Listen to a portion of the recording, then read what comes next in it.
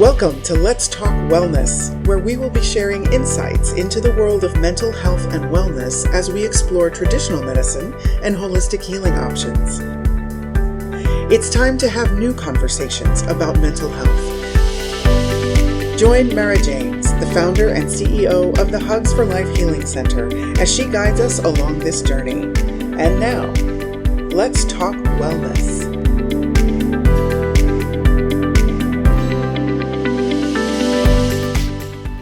Welcome to Let's Talk Wellness. I'm your host, Mara James, and I want to say thank you for joining us for today's conversation.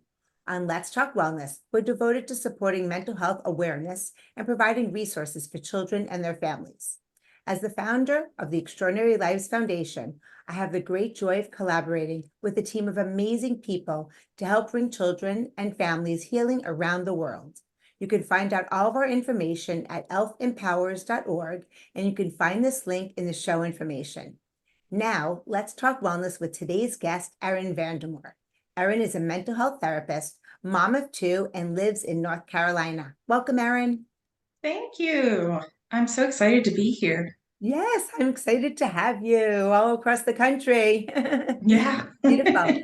So tell us a little bit about your past and when you knew that you wanted to get into the mental health field. Well, I don't know about you, but like a lot of people, high school was a little bit of a rough patch for me. And I had wished I had somebody to speak to. And so that got me thinking about mental health and possibly going into the counseling field. And so I ended up getting my master's in counseling. And originally, I started working in schools for Chicago Public Schools. Then I realized I only have the kiddos for a couple hours a day, and then they go home. And so I'm not having as much impact as I would like. So I ended up then working with families. And then I realized a lot of families were dealing with a lot of trauma. And then I got certified in EMDR so that I could work with trauma with some of the parents. So it's kind of been a path. Right. And definitely a lot of us, especially in the mental health field, get into it because, either we or someone in our family or our good friends had some, experiences with it. And when you were in the Chicago schools, what grade Mhm. or age students were you working with? Well, I worked in a high school for a couple of years, and then eventually I transitioned through K through eighth grade. Okay. In Chicago, they don't really have a middle school, so kindergarten through eighth grade is all in one building. Ooh, interesting. And It this is, and it was a public school. yes, it was a public school, so you very much had to be on your toes. One moment you're sitting there and you're on the floor talking to a little one about big feelings, and the next thing you know, you're talking to an eighth grader about conflict resolution and why it's not a good idea to scream at the teacher. Right. Wow. And you were the school psychologist back then? I was the school counselor. The counselor. Okay. And then Mhm. what is the difference of a counselor and the psychologist? Sorry. No, that's an awesome question. A lot of people don't always know. So a school psychologist generally is only at a school for maybe a day a week, at least in Chicago, and they mostly work with the kiddos who receive special education. So they will have an IEP, an individualized education plan that gives them access to the school psychologist and or the social worker. Me as the school counselor, I can see everybody. So I get to see all the students, and generally I'm there all 5 days.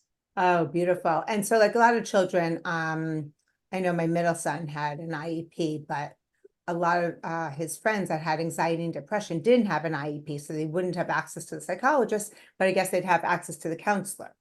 Yes. Wow. And so it'd be interesting. Obviously, you're not doing that now, discussing what were you seeing then and then what you're seeing post-COVID, but guess that's not relevant. And then so you transitioned that to working with families, and was that in the school setting or what kind of setting was that in? So I worked at a behavioral hospital for about a year. It was called Hartgrove. And then I worked in a community support center.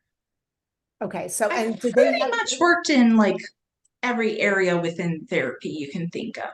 That's amazing. And would the schools work and with the facility and send their students, Yes. families over? Yes, that's actually how I found out about one of the positions. We would refer kiddos out to some of the outpatient programs. One of the psychiatrists there was looking for therapists to work with families and kiddos.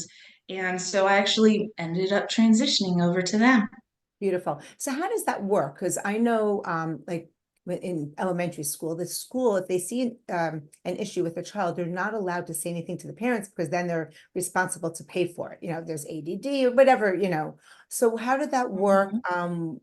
in the older grades and then like to refer to you?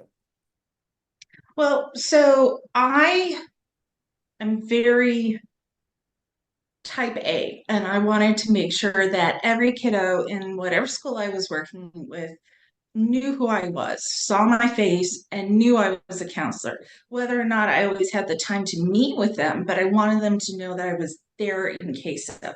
So I would go into the classroom and teach social emotional learning curriculum as an entire classroom. And then as I got to know the kiddos better, and teachers would identify kids who maybe might benefit from working one on one with me or in a group, I could then send a letter home to the parent as a school counselor, just offering my services if they would like.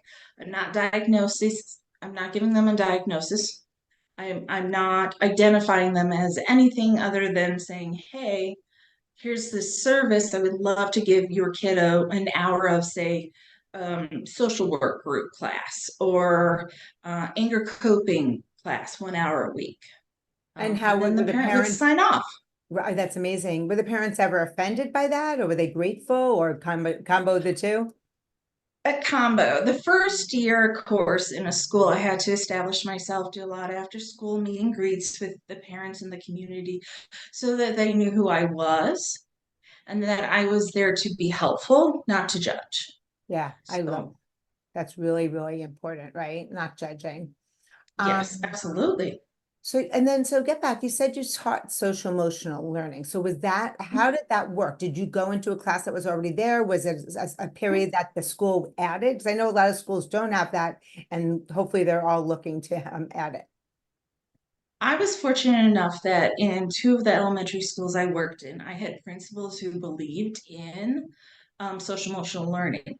So they would allow me to go into a classroom, say K through third or the middle school, once a week on a Monday or a Tuesday, and then teach social emotional learning skills that I then could coordinate with the teacher that could relate to either an English curriculum or they could talk about a social studies thing. We always found a way to tie in the social emotional learning curriculum into whatever period I was taking from, so that not only did it help the teacher to have that time, but it also showed the kiddos I was working with that there's real world application to this. It's not just by itself.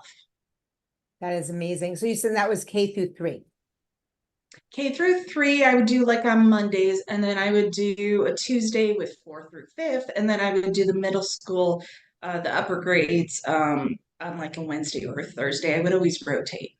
Right. So then with the upper grade, so you would coordinate with one of the specialist teachers to go into their class.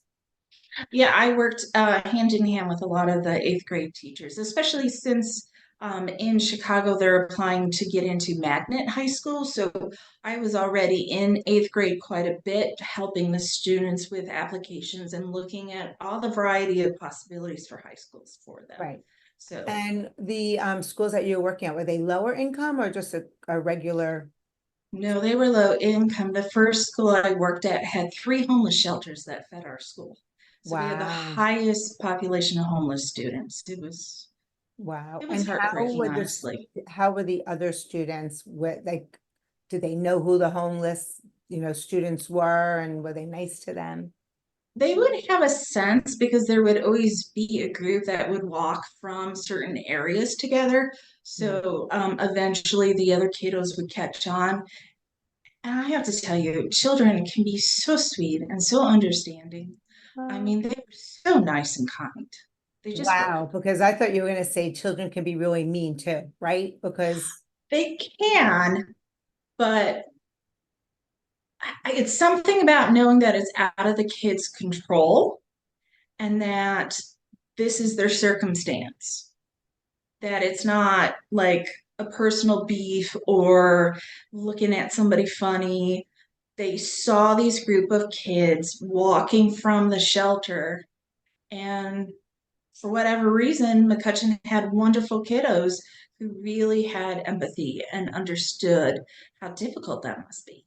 wow, how amazing. I mean, having empathy and compassion for, our fellow Oh, students I know. versus judgment and bullying and all that yucky stuff, right?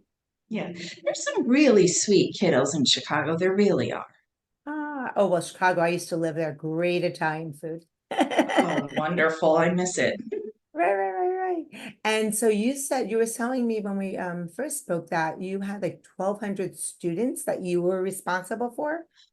I did, yes. The last school I worked on, the South Side, I was a part of the group of schools where like 50 schools got closed in Chicago. And so one of the neighboring schools got closed, and their entire population came to our school. So we went from like 700 to 1,200. Um, Wow, you must it have been was a over. lot. Yeah. And were you the only school counselor? Counselor, yes. Yeah, I was the only Wow. one. Wow, wow, wow. And what were like the top areas of concern that you saw? Um, there were a lot of kiddos who, for whatever reason, would feel that this was it for them, that they weren't going to ever leave Chicago, that they were just going to work in the same neighborhood, do the same thing as their parents, as their grandparents. And so they very much would stifle themselves. And so a lot of times we would talk about all the possibilities, how much bigger Chicago is. My principal was really good about getting field trips and inviting people in from the community to talk about all the opportunities that are out there in the world so that they could see that they could achieve way more than just what was in their block. That's so beautiful, right? Because, we could, as you know, we could limit ourselves with our conscious and subconscious Absolutely. mind, like this is it, or the sky's the limit. Mm-hmm. Wow, how beautiful. Absolutely. And then you went into hospitals and then Mm-hmm. and then at some point you moved from Chicago to North Carolina. Asheville, North Carolina. Yeah. And when was that transition? I moved it here in about 2016. Okay. My son was about to start kindergarten and he was dyslexic. And as wonderful as the Chicago public school that I was in the neighborhood in was, they still had a classroom of like 27 kiddos. And I Wow. just knew he needed a smaller classroom. And so we just started kind of looking. We went on road trips on the weekend and found Asheville, and we were very fortunate to find another public school that I loved, and he was in a classroom of 12. In a public school classroom of 12, kindergarten, you Mm, said? yes, 12. Wow. Public school, I know. Wow. And how is your son doing with his I mean, it's a gift and a challenge, of course. How is he doing with that now? He's in the gifted program. He's 12 now. He's doing excellent. Nobody would know that he was dyslexic. Nobody would know he was a preemie. I mean, he was only 3 pounds when he was born, and he's the tallest in his class. So, Oh, how funny. Isn't that mhm. amazing? Wow, wow, wow. And then you started your own practice. When was that? I did. I started well, I was doing part-time my own practice for a while. Um, and then it took about 2 years for me to transfer my license from Illinois to North Carolina, Mhm. because for whatever reason, North Carolina requires a lot of extra paperwork. So it took a bit. Interesting. And then I started my private practice, and now I mainly specialize in a type of trauma therapy called EMDR. Yeah, I can't wait to discuss that. That's one of my favorite treatments. We'll save that towards Oh, the I love end. it. And you're licensed in how many states now? Oh, let's see. I'm licensed in Illinois, Virginia, North Carolina, and Alabama. I had to think. Wow. So are you able now in our new virtual world to work with clients in those four states? How beautiful. Yeah, I had some clients I was working with in Chicago, and we wanted to keep working when I left. So I kept my license for that. And then I lived in DC for a bit and had some clients in Virginia. And then I had clients who moved. And when they moved, if I could get a license in the state, I would. Oh, that's amazing. Wow, wow, wow. So let's talk a little bit about this EMDR that tell our friends watching and listening what that stands for, what it's used, and all about it. Okay, so I'm going to take a breath and be kind to myself because I also have dyslexia and sometimes my words fail me. So I'm going to try this. Eye movement, desensitization, and reprocessing. Yay, I got it. Okay. EMDR is based on what neuroscience says we do when we're sleeping during REM sleep to process everything from that day. So the feelings, the thoughts, the emotions, what you said, what someone said to you, what you picked up subconsciously, and to take all of that at night during REM sleep and kind of like file it away, like a computer would file it away. And then that way, over time, you can kind of desensitize, make big emotions smaller, and hold on to the things that are important and kind of let go of the things that don't really need to stick around. Our body and brain is just, it's incredible what it can do for us. So EMDR is based on that because we have moments in time that get stuck where we're like, I always remember this, I feel this. I get brought back to that memory and I can smell a smell and all of a sudden I'm back to what happened. Well, EMDR takes those moments and we target them and we use what we do during REM sleep, the bilateral stimulations, the left, right, and we use that to our advantage to kind of like jumpstart your brain with those moments to get reprocessed. Does that Wow. make So sense? yeah, so when we Okay. go into so eyes when we're in REM sleep go back and forth, correct? They go back and forth, and we also twitch left, right, left, right. Some people Okay. will twitch so much that they wake themselves up. Oh, fun. I never knew that. And that is that only happen in REM sleep? Yes. So what happens if somebody doesn't get into a deep REM sleep? The stuff doesn't get as well processed. And that's why there's a big correlation between those who have gone through traumatic events and having really poor sleep, because they'll start to get into REM sleep and those memories and thoughts will pop up and they're coded as not to get processed. So the REM sleep gets interrupted. So it's like you're sleeping and you're starting to process, and your brain goes, no, not that one. And it gets interrupted. And then you start to process, and then your brain goes, no, not that one either. You can't process that. And it interrupts the REM sleep. And so people with trauma do have difficulty sleeping. Oh, interesting. So EMDR will help them sleep or get into REM sleep? Mm-hmm. Amazing. And so what type of traumas is EMDR good for? Oh my goodness, everything. When it first was developed in the 80s, everybody just would use it for big traumas. But anything that overwhelms your nervous system, where you go into fight, flight, freeze, or fawn, that can absolutely be processed through EMDR, because what's traumatic to a 2-year-old is very different than what's traumatic to a 10-year-old or a 15-year-old or a 50-year-old. So if you can recall a feeling like it was yesterday or a memory like it was yesterday, that tells me it got coded as traumatic and we can get that reprocessed. So a young child, 6-year-old has to go on a school bus and they just have so much anxiety. That's something you can work with. Absolutely. So Because now, you store that in your muscles, in your feelings, you internalize it. So we can absolutely go at it and make it feel smaller. wow, wow, wow. And I've learned, I've actually had EMDR done over Zoom where Oh, the therapist was going back and forth with her fingers. mm-hmm. And I've also heard about something that you could hold on to something when they're talking The about. tappers. Yeah, so can you share the difference of the two? So the eye movement is just the standard protocol that Dr. Shapiro, the one who created it, started with. But she actually worked with neuroscience and learned that the twitching also is involved. And so she helped develop some of these, what we call tappers.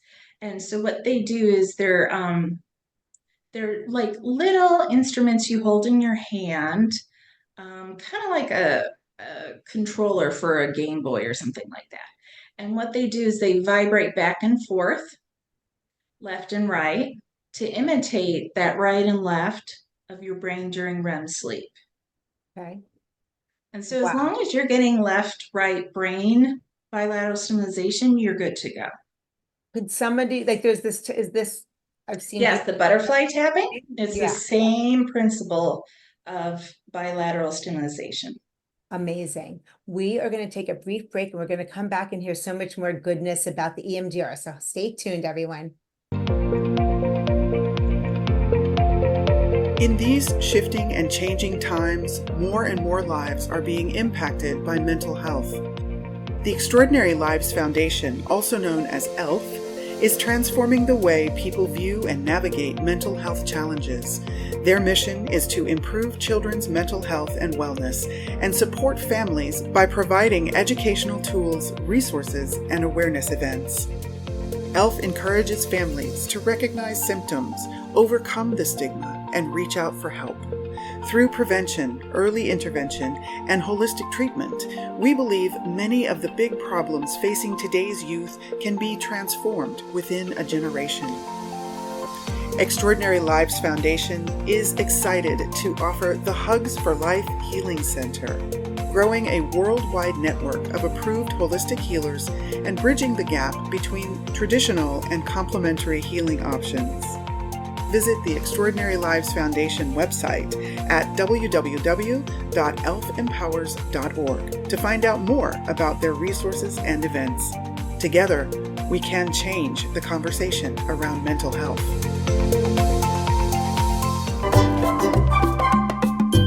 We hope that you're enjoying today's Let's Talk Wellness podcast. And if you have a topic that you would like us to explore, we would love to hear from you. Simply email us at info@elfempowers.org. That's info@elfempowers.org. And now, back to the show.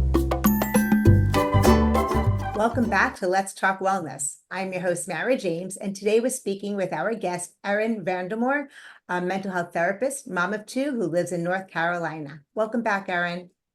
Thank you. So this is so interesting because when you're talking about the doctor before, you said Dr. Shapiro, and I just got the biggest pain in my jaw. It was, oh my goodness, like that clenching. So I think that you'll be open to this. And I've done EMDR, but apparently not enough. So one of my big traumas, and I hopefully don't, whatever, if I need to get into the details or not, is from my dad, who I dealt with the name Morton, but I haven't heard the name Dr. Shapiro for a while. He Okay. passed away 2 years ago at 99 and a half years old. I worked on a lot of forgiveness. I've forgiven him. Didn't tell him that. I didn't need to, but anyway, so how would you feel about not only treating me, but showing our friends how EMDR works? Because I'd love this pain to go away. Absolutely, of course. It sounds like it's still in the muscle memory. Yeah. And so we need to target that. So That I'm game if clenching. you Oh, are. let's do it. Okay, what Okay, do I need to let's do? take a nice slow deep breath and close your eyes for a moment. And I want you to just notice the feeling that came up when I said the word Dr. Shapiro. I want you to notice how it felt in your body, any thoughts that came to mind, memories, and then open your eyes and follow along.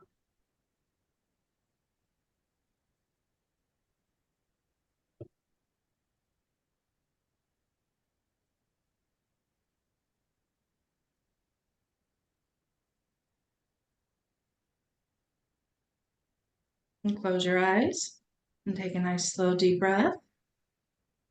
And then give yourself a moment to notice whatever comes to mind. Be a memory, a feeling, a sensation. There's no right or wrong. and just share whatever you're comfortable with. So of course, as you started doing it, I was like, wait, what am I supposed to think about? What am I, and I'm like, stop it, just follow her fingers. And what came to my mind was like anger, and I'm clenching my teeth because I'm Mm, really angry. Um, I can't say it all went away, but I feel like a lightness that came over me, and I feel like the pain dissipated. okay, well, let's notice that. Let's notice the anger, recognize it, validate it, notice how it shows up in your body. Close your eyes for a moment and take a nice, slow, deep breath. And again, just validate that anger. Notice where it shows up in the body. And again, follow along.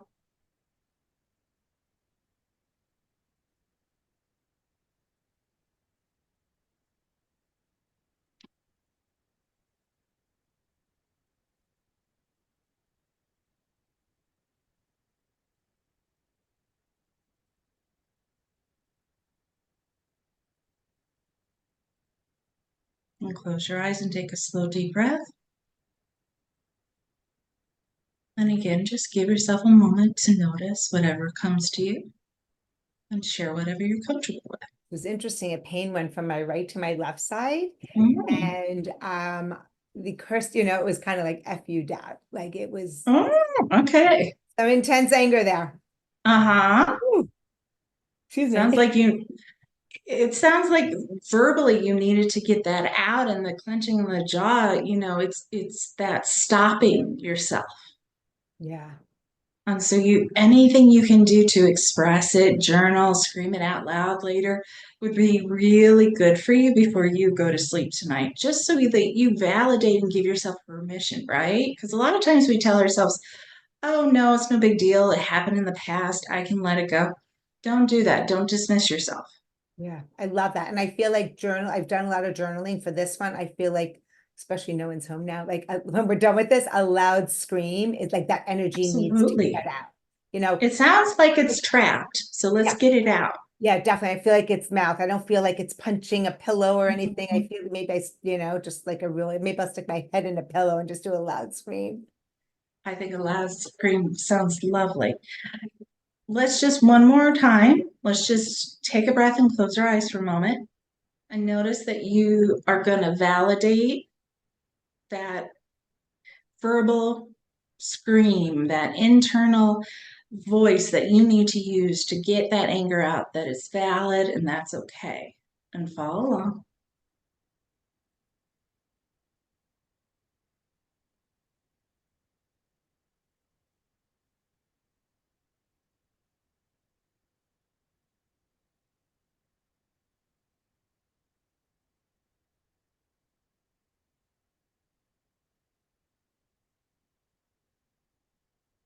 And close your eyes and take a nice, slow, deep breath.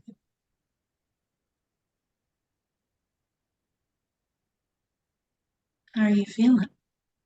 Pain is gone. And I feel like my little girl who I've done a lot of work with is like, thank you, mommy, for like Oh, yeah, it's like so it's beautiful and sad and just yeah. Thank you so much for that. Wow. I know thank it's you for allowing me to do that. This is hard stuff. And so I appreciate the courage and the vulnerability it takes to do this with a therapist you've never met. yeah, no, it's I'm all about healing. Anything to do to feel Yes. better, it's just we have so many aches and pains in our body and their messages and looking at them as messages. What Mhm. is it telling me? And then let's get rid of it. Let's release it. We don't have to hold it. And that's what like Absolutely. I just see so many people suffering. And I always say pain is inevitable. We're all going to experience it. It's part of life. Mhm. Suffering is optional and people don't know that. And healing is Yes. possible. Oh, absolutely. I couldn't agree with that more.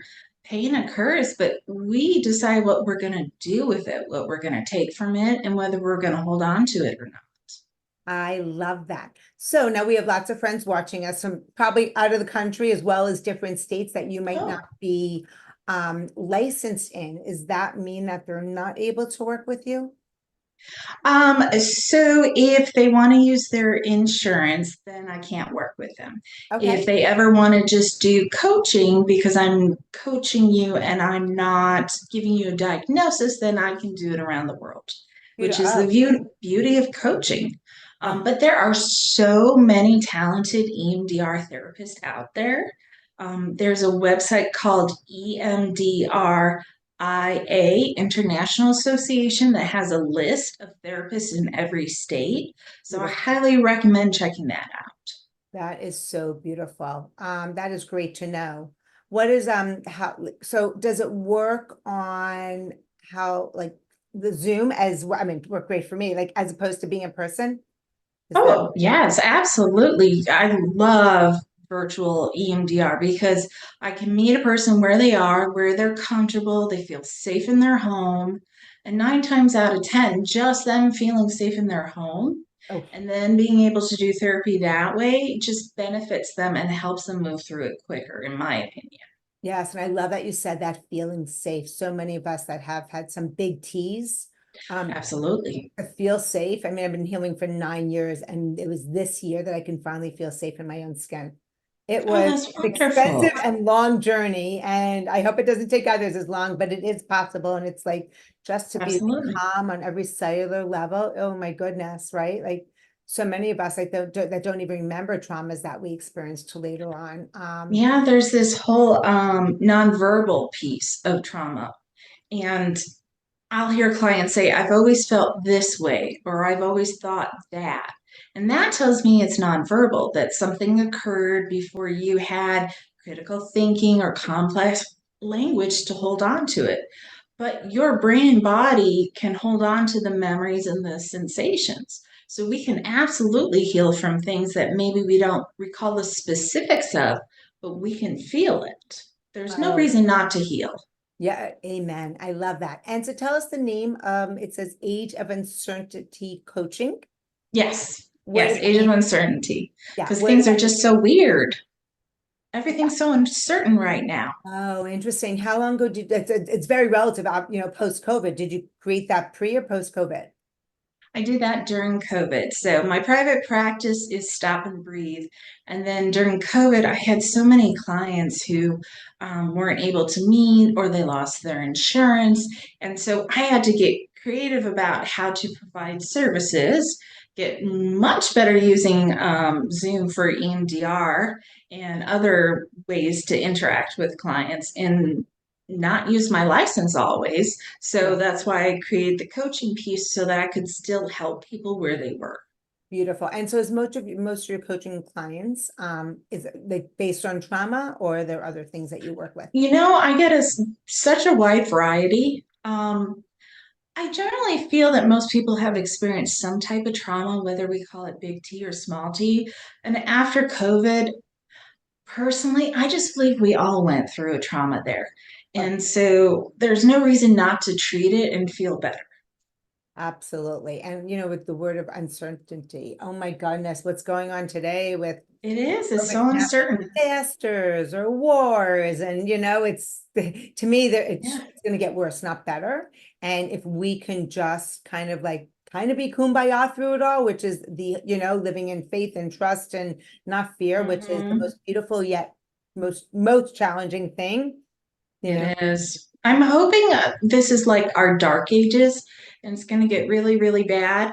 And then we'll have a happy break and then it'll be good and we'll have a renaissance. yes. Oh, I At least believe. that's my hope. Yes, heaven on earth is coming, and we are in the birthing pains for anybody that's ever had a baby or seen a woman in labor.